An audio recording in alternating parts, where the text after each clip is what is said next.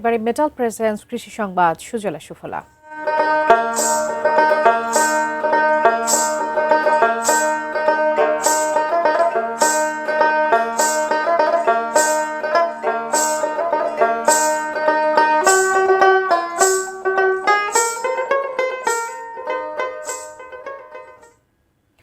পঞ্চগড়ে দিন দিন জনপ্রিয় হচ্ছে পেঁয়াজ বীজের আবাদ। গত বছর ভালো দাম পাওয়ায় এবার আরও বেশি জমিতে বীজের জন্য পেঁয়াজ চাষ করছেন চাষিরা।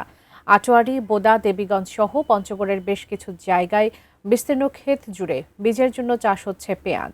জেলায় এবার মোট ৩০ হেক্টর জমিতে পেঁয়াজ চাষ করা হয়েছে শুধু বীজ সংগ্রহের জন্য। স্থানীয় কৃষি বিভাগ জানিয়েছে, অনুকূল আবহাওয়া থাকায় এই অঞ্চলে পেঁয়াজ বীজ আবাদে রয়েছে ব্যাপক সম্ভাবনা।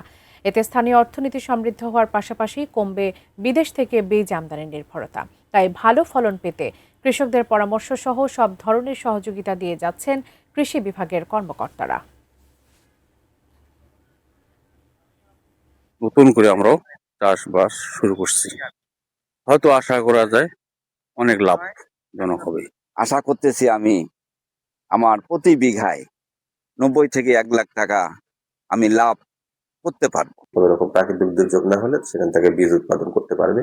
এবং বীজের যেহেতু আমাদের দেশে বিভিন্ন ফসলের বীজের যেহেতু ঘাটতি থাকে, এই কর্মসূচিটি আমি মনে করি যে শীতকালীন পেঁয়াজের বীজ উৎপাদনে একটি ভালো উদ্যোগ।